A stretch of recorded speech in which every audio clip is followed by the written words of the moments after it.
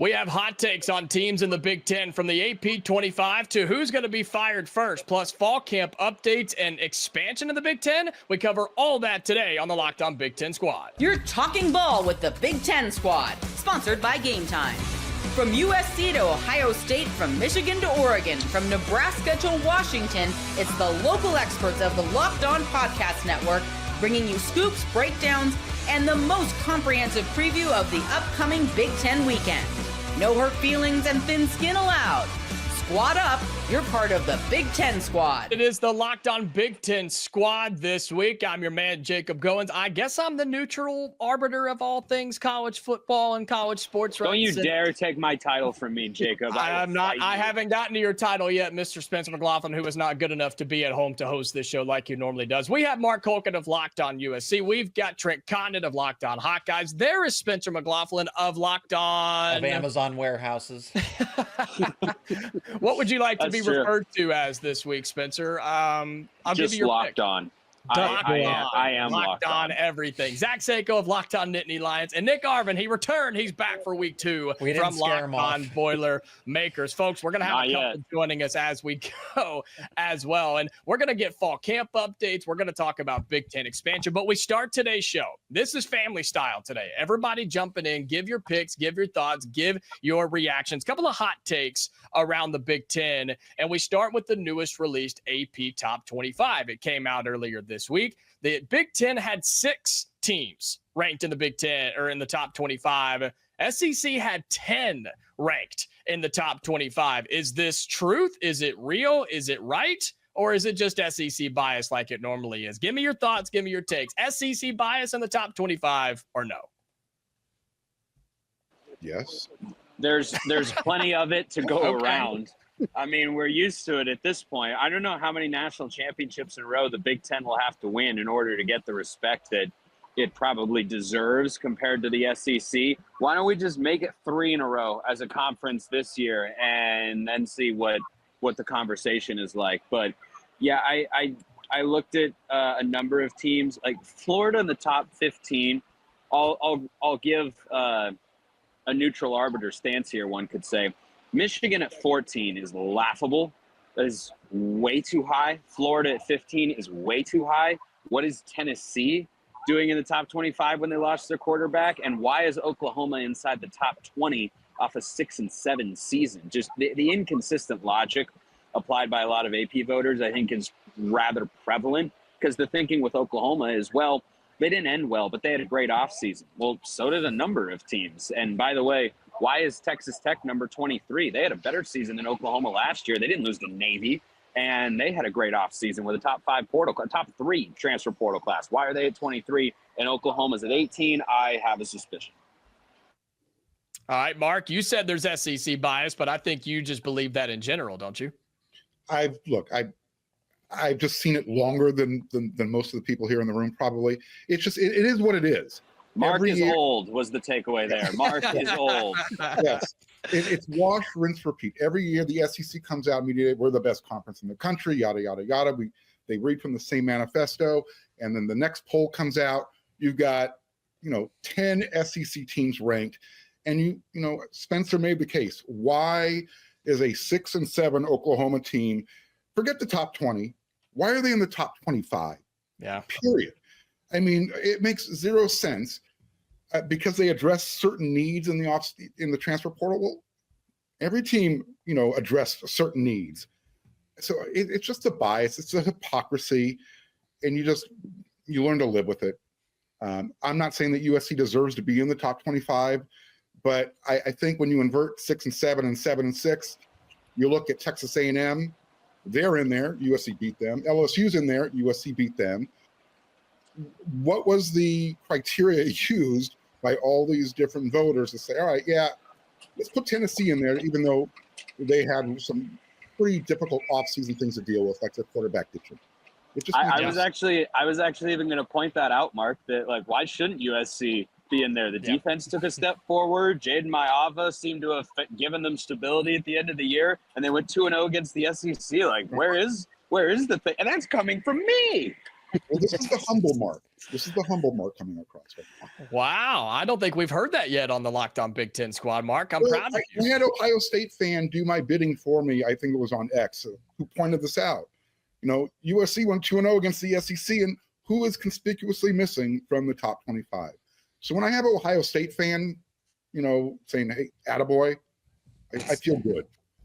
Well, speaking of Ohio State, Jay Stevens of Locked On Buckeyes is here as we discuss, is it SEC bias that there are 10 teams from the South in the top 25 of the AP poll and only 6 from the Big Ten? Jay, you have comments. Trent, Nick, Zach, I know you all have things to say. Is it SEC bias in preseason rankings here?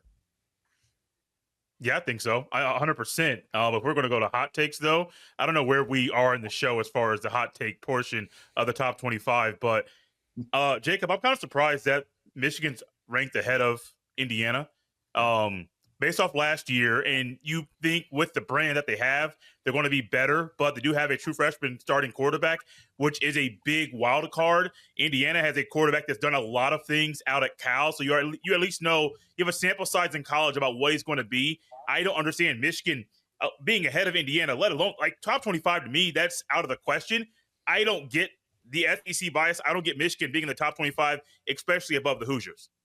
Trent, what about you, my friend? SEC bias, or does the Big Ten deserve more teams? I don't know if we deserve more teams, but it just gets over the tip. When you got 10 teams in there and you play the joke of an 8-game schedule on top of it, of course there's going to be teams that are propped up with 8-4 records, and they're going to be on the periphery of the top 25 throughout the course of the year, and it's an absolute joke. I do have a hot take for you, though. Uh-oh.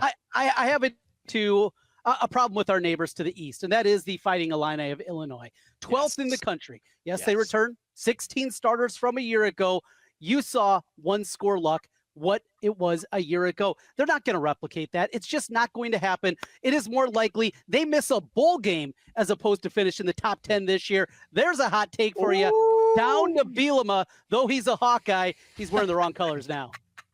I love it. I absolutely love it, man, because Indiana plays them week 4, which I don't, Indiana it is what it is. Since I'm arbiter of things on this show, but Spencer, you've had your time. Nick, what is your thoughts? Is the SEC overrated or is the Big Ten underrated since not a single game has even been played yet?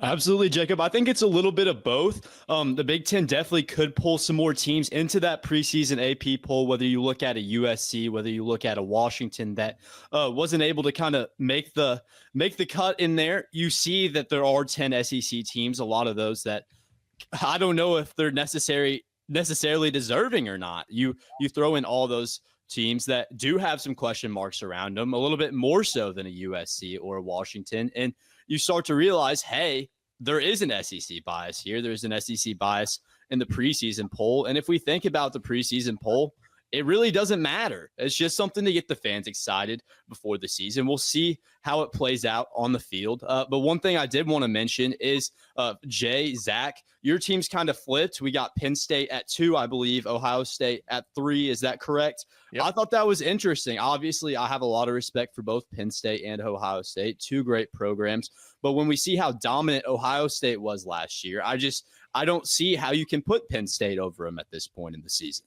And Zach Seiko's probably upset since his team is just beat out in the AP poll by one of those SEC squads. Texas 1 and Penn State number 2. Yeah, I wanted to jump in here on this. And Nick, a lot of great points, but these polls do matter. Because when you're looking at the comprehensive resume, if you win a ranked game in week 1, week 2, week 3, the team, they were ranked, they were overrated. Sometimes those teams change over the course of the season. So I put value and I put stock into the rankings. So it absolutely matters where they are, whether that's in week 1 or obviously when it matters more towards the end of the season. But if you pick up a ranked win, whether that team is justified completely or not, is going to help your resume for any team in college football. Let me point out the SEC bias here in the fact that this just gives them a lot more blind optimism to brag and say that they're the best conference. Look, we have all these teams in the AP top 25. It just continues to bolster the ignorance and the issues that lie at hand here. Well, we're all through the AP top 25. Got to play the games. got to play those games. Yeah. So it really doesn't help at the end of the day that the SEC gets to basically leverage an AP top 25 poll when there's nothing to prove it until they play those games. So with Penn State and Ohio State, I think the telling part is the first place votes. The second and third place, where Texas has 25 first place votes, Penn State has 23 first place votes, and Ohio State has 11. You notice how the difference is 2, and then the difference is 12. So that's a pretty tight 1, 2, 3. But Penn State is essentially 1A and 1B with Texas, and there's a little bit of a gap. The AP voters say that there's a little bit of a gap between Ohio State and Penn State, but not Texas and Penn State. I had a feeling we could get some fired up folks on the Big Ten squad this week with less teams ranked in the AP top 25 compared to the SEC. But we continue talking about the squad as a whole, talking Big Ten, that is, right after this, because is expansion happening? It is. But who are those teams and who do we want to see come to the Big Ten? We talk about that next here on the Locked On Big Ten Squad.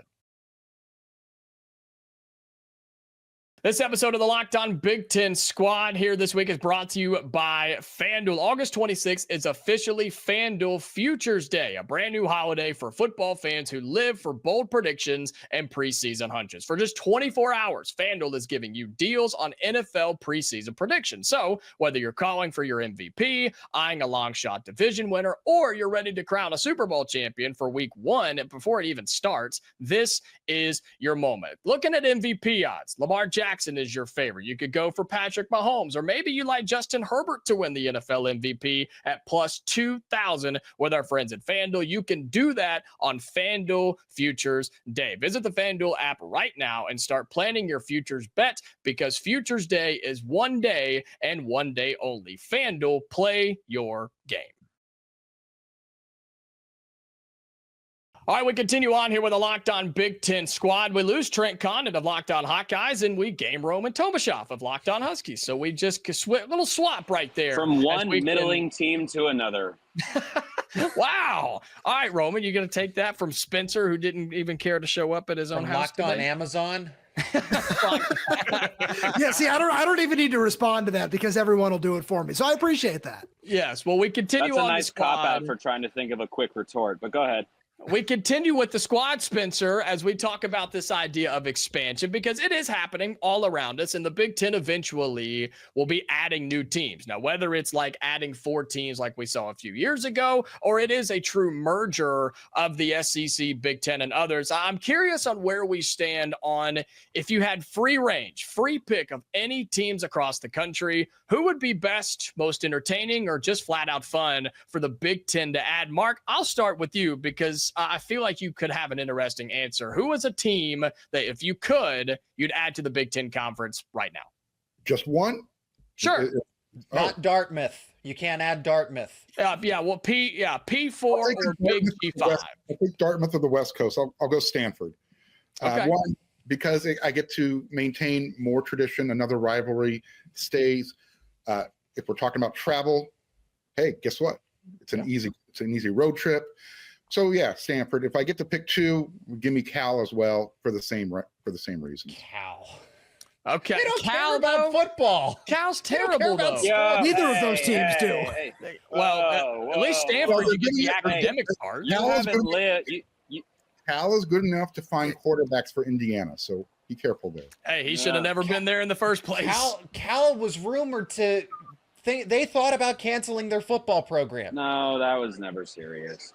Are you a Cal insider, Mr. McLaughlin? Is that what's happening? I know a couple of Cal insiders. Yeah, that was not a thing. I'll say it was floated. Mark again is making a good point, and it takes a lot for me to say that. But you haven't lived until you've gone to the farm and lost to a 3-9 Stanford team in front of 8,000 strong. Hey, I can get behind the Stanford edition, but Cal would just be, I mean, do I dare say, sorry, Nick, I hate to do it. Would it be another Purdue? Just kidding. I think Purdue. You gotta bring the rivalry. Bring the rivalry game. You got the big game over there. They fight for an axe. I mean, whatever. All right, speaking of fighting, Nick, you and I might do it at some point. If you could add a team to the Big Ten right now, who would it be and why? How about kicking out a team, Purdue? Yeah. This is the Sorry, year. it's not you. It's not you. It's not a personal thing. Purdue, can we talk relegation? Purdue. I'm in support. That's nasty work. No, Jacob, I'm going to go Boise State with this one. I want to view the blue field on my TV. Big Ten kickoff, 11 a.m. Central, 12 a.m. Eastern time. I would love to see some Boise State action in the Big Ten. We saw them join the Pac-12, whatever that's going to be going forward in 2026. So obviously, probably not the most logistical thing in the world, but hey, that's a team with a lot of history. We've seen the Big Ten expand west. Idaho kind of gives off a Big Ten vibe, so to speak. And I would love to see that blue field on TV every morning. I think Boise and Chicago are like basically the same. I mean, the Big Ten's 50 states wide at this point. It goes coast to coast both ways. I mean, that's just what the Big Ten is. And so Jay Stevens of Locked On Buckeyes, would you want to add another big team from the SEC or the ACC to challenge Ohio State, or are you going with some technical community college, for the blind, like Mark did? It's interesting you mentioned those two conferences, because that's where my mind has been anytime this conversation comes up about where do you want to pick another Big Ten team from. I'm going to go Clemson. Go a little bit further south, go to the coast, expand the footprint of the conference, as well as some of the recruiting when you can get some better players down south as well. I think Clemson would be an easy one. They've already been trying to get out of the ACC as well. So I think if the Big Ten did what they needed to do to pull Clemson over, that would be an easy choice. Clemson, that's a good pick. Seiko, looked like you agreed with that. Clemson is a fringe one. And I'm thinking about this from not only the brand standpoint, from how does it actually benefit the Big Ten? Why have we spent how many minutes? 5 minutes deep into the second segment. Nobody's thought of Notre Dame. Nobody said Notre Dame. I was going to say Notre Dame. The team, yeah. So because I hadn't been asked yet. Okay, so Spencer, you're not hosting today. Some of us are on the same page here. He asked a question, I answered. Notre Dame, like all the schools that we have named so far, the Big Ten wouldn't even accept them, aside from maybe Clemson, maybe. So, and that's saying something. The fact that they would have to consider and figure things out logistically. Notre Dame is the only school that is available, so to speak, that would actually help the Big Ten, would actually help all of the schools within the conference. All right, so as much bad blood as there is between Penn State and Notre Dame after this Orange Bowl game, that's fine. It's all fun for the love of the sport. But I can objectively say that Notre Dame is the only addition that I would make to the Big Ten, unless you're talking about poaching some SEC schools, which Texas A&M? I think Texas A&M is upset because Texas ended up joining. So if they were looking to leave, that is one of the only other schools. Those two schools are the only ones that come to my mind when you are actually adding and making the Big Ten. You make the Big Ten worse by adding any of those schools other than Notre Dame or Texas A&M or another SEC castoff. What about the blue field, Zach? What? What about the blue field? Boise State would love it. Boise State would love it. Everybody else would take a haircut. You'd have to pay for Boise State to be integrated into the Big Ten. No, Penn State, Purdue wouldn't even want that. Purdue would be like, no, don't add Boise State. I respect Seiko because he took this conversation from what benefits the Big Ten. Nick from Locked On Boilermaker said, give me a cool looking field, man. He said, I don't care if they're good or not. Just give me the entertainment factor. Roman doubled down on Notre Dame, sir. So I wanted to, but because I think Zach made the point perfectly, I'm going to go in a different direction to another RIP Pac-12 school. I feel like Utah just perfectly fits the brand of what a Big Ten team. Thank you. They play great defense. They don't necessarily ever have an elite quarterback, but it's just also just a fun, well-coached team. And just for rivalry's sake, because I had so many Arizona fans in my mentions following the whole Jed Fish hiring when that happened. Give me Arizona just because it's just, I feel like that's a school that we collectively as the Big Ten squad can just all kind of punch down on a week in, week out basis and have a lot of fun with as well. All right, we've waited long enough. Spencer, whatever you want to say, go ahead. Yeah, so Roman took my sleeper pick. I was going to mention Notre Dame as, like, regionally that fits really well. The fit, I think the association with the universities. Clearly, you guys don't watch enough Locked On College Football. You should. It's a good show. Over there's a phrase that pops up every now and then. Says me. The phrase is President's Vote on Realignment. Nick, unfortunately, that's why your dream of Boise State to the Big Ten is DOA.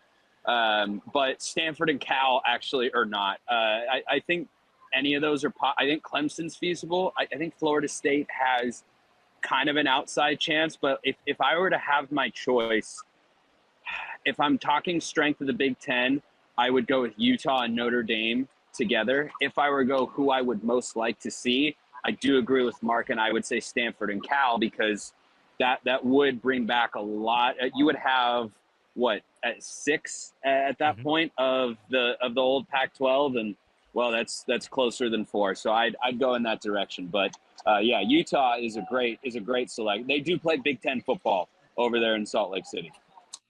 I love the folks who picked. Was it Roman? You said Arizona, right? Was that one of your picks on a basketball side? Never in a million years. Me and Nick are the only ones who can talk about this. Arizona would be an awesome addition to the Big Ten for basketball. I don't care about football with Arizona, but basketball would be electric to add that. That would elevate the conference as a whole. But again, guys in this conference or in this Look call, at Goins already punting on football season and trying to get to hoops talk because he's got a new head coach. That's it has been popular. Can I chime in about wrestling? Here's who I would add Lehigh to the Big Ten for wrestling. Okay, we got to move on. One more segment on the Locked On Big Ten Squad. We're talking about fall camp updates. What's going on around this conference? We talk about that next. Today's episode of Locked On Big Ten Squad is brought to you by Wayfair. As summer winds down, there's something nice about getting back into a routine that you love. And Wayfair makes it easy to set yourself up for the season ahead. From bedding and linens to storage solutions for every single room, Wayfair is your one-stop shop to refresh your home. I've bought a dresser on Wayfair. I've got some sheets from Wayfair. And if you need anything like that, pillow covers or blinds or whatever you need, Wayfair has you covered to get that room set up or maybe finish decorating the living room. Whatever you need, Wayfair has you covered. It's the perfect time to get your home ready as the fall is hopefully approaching with cooler weather. You can do so with Wayfair. Get organized, refreshed, and back to a routine for way less. Head to wayfair.com right now to shop all things home. That's WAYFAIR.com. Wayfair, every style, every home. All right, final segment here on the Locked On Big Ten Squad, and we're getting quick updates from fall camps from around the Big Ten, and I hate to do this, but we'll start with Spencer McLaughlin of Locked On Ducks. What's going on out there in Eugene, my friend? This is probably the worst news week imaginable. Oregon had a 5-star true freshman break his leg, and another former 5-star recruit who got injured to begin his career get indefinitely suspended from the team. So not great. As bad as it sounds, it's worse, or it's not as bad as it sounds in reality. I don't think Trey McNutt was going to be a starter. I think he could have pushed for playing time. But I just wanted to set the record straight for all the other fan bases in the Big Ten that it was not a good news week. McNutt could have been playing, Dickey could have been playing, but the headline might read Oregon has multiple 5-stars that are not there that were going to be a week ago. That's true. But luckily Oregon's got enough talents where neither one of those guys were going to be high-end starters necessarily this year. So I think they will be all right, but just wanted to make sure I could set the record straight. But I should make my flight, because if I miss it, because I was talking with you hooligans, I am going to be really upset. Spencer McLaughlin, Locked On Ducks. Thank you, sir. We'll see you again back here on the squad next week. We'll go in reverse order here as Jay Stevens of Locked On Buckeyes. The whole order just changed on me. Jay Stevens of Locked On Buckeyes. Updates in Columbus. Good, bad, or just kind of A little bit of some of all of that, honestly. We're still waiting for Ryan Day to announce a starting quarterback. That is expected to come after the second scrimmage of training camp, which is going to be this coming Saturday. There was a little injury early on in camp from Edric Houston, starting D tackle. He is back in camp, and he is healthy and ramping up for the game against Texas. Earlier this week, there was a little confusion in regards to the clarity we thought we were going to get with the starting offensive line. Seems like Austin Serveld is exclusively at left tackle. Minnesota transfer Phillip Daniels has been doing what he needs to do to move up the depth chart, and he might be the starting right tackle. But when people thought it was going to be the Rice transfer and Ethan Ananwa, it doesn't sound like that's going to be a thing because he's been working at guard. There's a lot of moving parts. A lot of it is confusing. the clarity that people want with the starting O-line is not there, but expect an answer with a starting quarterback early next week. Well, speaking of quarterbacks, let's go out to Seattle with Roman Tomashoff of Locked On Huskies. And can you tell me why Damon Williams so far through fall camp has looked like a Heisman Trophy dark horse? He's been just absolutely spectacular, truly, during fall camp, where on my Thursday edition of Locked On Huskies, I talked about how he's been like just truly inaccurate for the last couple of days, which has just not been the case for the rest of fall practice. He's done a great job protecting the ball. He's somebody who I called him one of the best weapons in college football because of the way he can get outside the pocket and throw on the move. Jed Fish has done such a great job creating just different scenarios for him in terms of bootlegs and just different things he can do in the offense where he can utilize his athleticism in space, and just he turns up field and can pick up 6, 7, 8 yards when he's not being accurate. And at the same time, he's got a really fun trio of wide receivers in Denzel Boston, a preseason All-American who is making his return to the practice field on Thursday after dealing with a hernia surgery. And then Rashid Williams and Zach's favorite wide receiver, Omari Evans, who has been really, really solid in camp as well. And then on top of that, the offensive line has been the biggest thing to watch, where Washington's got a really solid group of a mix of young guys and veterans, where Carver Willis at left tackle from Kansas State has looked really solid. I really like how Landon Hatchett and Jurassic Party, the two returning starters from last season, have looked as well. The one competition has been at left guard, where it's redshirt freshman Paki Finau versus true freshman John Mills. And both those guys have just looked really, really good. John Mills is somebody who I've been really excited about for a while. Washington flipped him from Texas late in the process last season. And I just look at both those guys, and I think that no matter who ends up winning the starting job, A, both those guys are going to play a lot, and B, I think the future of this offensive line is in really good hands. Let's stay on the West Coast with Mark Culkin with USC. And biggest storyline up to this point is what? I don't know if it's the biggest, but USC had have their presumptive starting nickelback probably be gone for the year. He had one of those non-contact type of injuries during practice, Prophet Brown. So they're kind of playing around back there trying to decide, how the dominoes are going to fall. As far as on the offensive side of the ball, offensive line is pretty set. They're, again, trying to figure out right tackle, left guard. Where's the depth is really what the issue is. I was kind of surprised to hear Jay talking about their offensive line and they're relying on transfers, which was interesting considering how well you guys recruit. Anyways, so you have that. And then still talking smack. I love it. I absolutely love it. I have to. That's who I am. But other than that, USC has a scrimmage on Friday that I'll be at. I'm not sure what I'll be able to talk about afterwards. Right now, it's a matter of the defensive line is taking all the headlines. It's kind of, and I hate to say it like this, but it's a little bit of a rich man problem right now. Is Coach Riley has to find playing time for the depth that they actually have compared to what we saw last year. So positives on the defense side of the ball. Offense, a little skeptical until I know for sure what's going on there. If Jaden Mayaba makes smart decisions, USC should be a 9-win team. And Nick, I heard your hot take. Kids say the darndest things. The hot take being that Purdue was going to upset USC, correct, Nick? I stand by that, Mark. I stand by that, Jacob. You're free to come on Locked On Boilermakers whenever you'd like. Mark he will take you up on that. To discuss that week 3 matchup in West Lafayette. Oh, my gosh. I'll let you think about it. We'll talk the week up. You can think about it. Well, speaking of non-rich man problem, let's stay with Nick Narvin of Locked On Boilermakers. New coach, new players, new everything, man. What the heck's going on there, West Lafayette? Well, I can assure you that we will be relying on transfers. Barry Odom brings in 50-plus transfers this offseason, and the key storyline is still at that quarterback position. We're less than 3 weeks out, almost 2 weeks out from week 1 against Ball State, and a quarterback has not been named. The two front runners right now are Ryan Brown, who was at Purdue last year, transfers to Chapel Bill over there in North Carolina, and comes back in April following the acquisition of Barry Odom, the hiring of Barry Odom. And then another guy, Arkansas transfer Malachi Singleton, who notably led Arkansas in that last-minute drive against Tennessee last year in that upset in that game. So a lot of people have expected Ryan Brown to really kind of run away with the job. And the fact that there's still a competition ongoing, there's still a conversation to be had, really shows what Malachi Singleton's been able to do. He's really been impressing so far throughout fall camp. He's been making the throws. He's been showing that he has the potential to be a dual threat quarterback and make things happen on his feet, be a good improviser.